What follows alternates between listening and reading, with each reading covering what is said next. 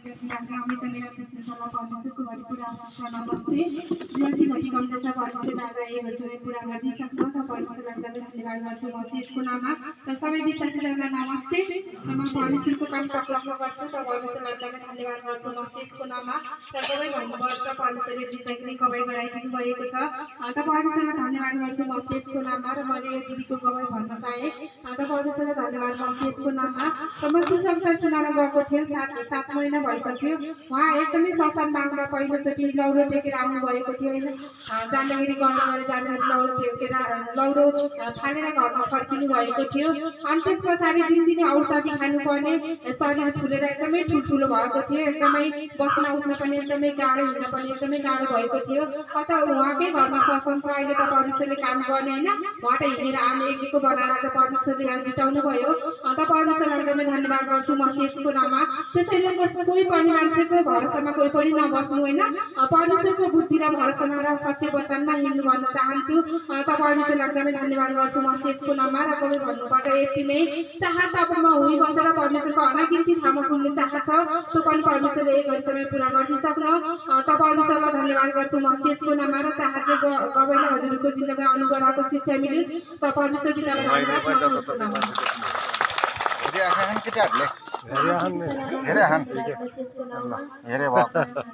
पूजा अलंकार सुने अलंकार नमस्ते र माझको त 9-10 वर्ष भयो र परमेश्वरले धेरै आशिष दिनुभएको छ परमेश्वर पितालाई लाख धन्यवाद गर्छु यसको नाममा र मेरो बाबाको गवाई म बाच्चाको सत्सङ्गमा जोड्छु परमेश्वर पितालाई लाख धन्यवाद म उहाँको सत्सङ्गमा छुट्टी म आउने हुँदा र परमेश्वर पितालाई एकदमै धन्यवाद गर्छु यसको नाममा र मेरो बाबुको गवाई एकदमै बाबु 14 दिनको हुँदा म एकदमै हस्पिटलमा राख्नु परेको थियो एकदमै गाह्रो भएको थियो परमेश्वरले त्यो समयमा पनि साथ दिएर परमेश्वरले एकदमै स्वर्गदूत खटाएर बचाएर ल्याउनु भयो एकदमै हस्पिटल एनआइसीमा भर्ना गर्दा डाक्टरले एकदमै गाह्रो अवस्था छ लास्ट स्थिति छ भन्दै भनेको थियो अझ त्योबाट फर्काएर परमेश्वरले एकदमै मेरो काम परमेश्वरले गरिदिनु भएको छ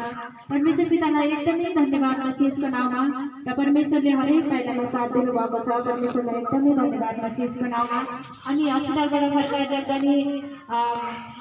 औषधि खान्छु ठिक हुने अनि फेरि बिरामी भइहाल्ने एकदमै हप्तामा 2-3 चोटि हस्पिटल जान पर्थ्यो अनि परमेश्वरले यसरी बिन्ती पुकार गरेँ पिता यो हजुरले दिनुभएको आशिष हो पिता यसै गरी ठिक गर्नुहोस् भनेर मैले औषधि खुवाउन नपरोस् भनेर परमेश्वरसँग मागेको थिएँ एकदमै रातिमा औषधि 10 बजे खुवाउन पर्ने एकदमै गाह्रो हुन्थ्यो मलाई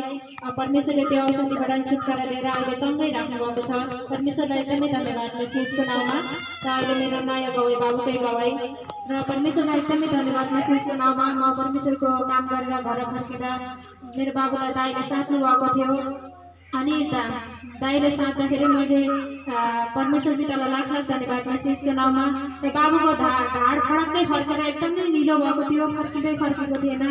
अनि मैले त परमेश्वरको काम गरेर फर्केको थिएँ र परमेश्वर पितालाई लाख धन्यवाद यसको नाममा एकदमै ढाड फडक्कै फर्केर बाबु अनि रोएर फर्केको थिएन निलो भएको थियो अनि मैले परमेश्वर भनेर यसरी आत्तिएर परमेश्वर भने परमेश्वरले त्यसबाट नि मुक्त गराएर परमेश्वरले एकदमै ठिक ठाउँमा ल्याइदिनु भयो र हामी संसारिकमा हुन्थ्यौँ भने त्यो ढाड के हुन्थ्यो म त त्यो सोच्नु पनि सक्दिनँ किनभने आज हामीले परमेश्वरको काम गरेका छौँ र परमेश्वरले मलाई काम गर्नुभयो परमेश्वरलाई एकदमै धन्यवाद यसको नाममा मेरो बाबु यस्तो रुँदा नि बुटुक्क भइहाल्थ्यो निलो भइहाल्थ्यो एकदमै गाह्रो हुन्थ्यो मलाई परमेश्वरले त्यसबाट मुक्त गराएर एकदमै ठिक पारेर राख्नुभएको छ परमेश्वर पितालाई लाख धन्यवाद यसको नाममा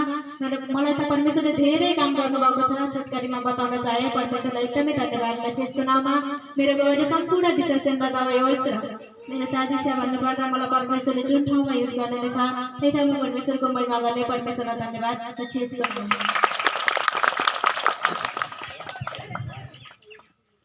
परमेश्वरलाई धन्यवाद यसको नाममा र यहाँ भएको सबै विश्वासी जनताहरूको तर्फदेखि नमस्ते र म परमेश्वरको छोरा बाबा 7 वर्ष भयो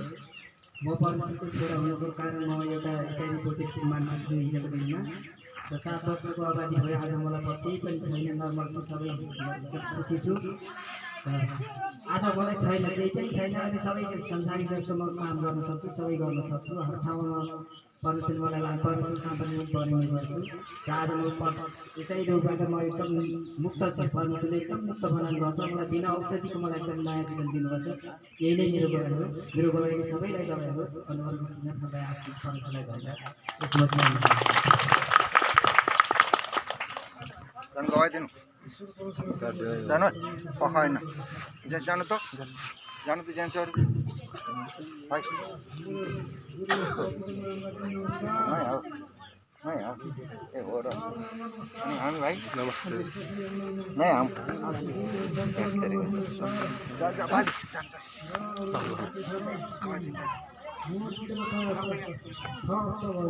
जानु घर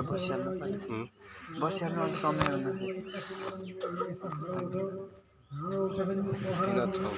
त्यहाँ लाइनको लाइन लाइन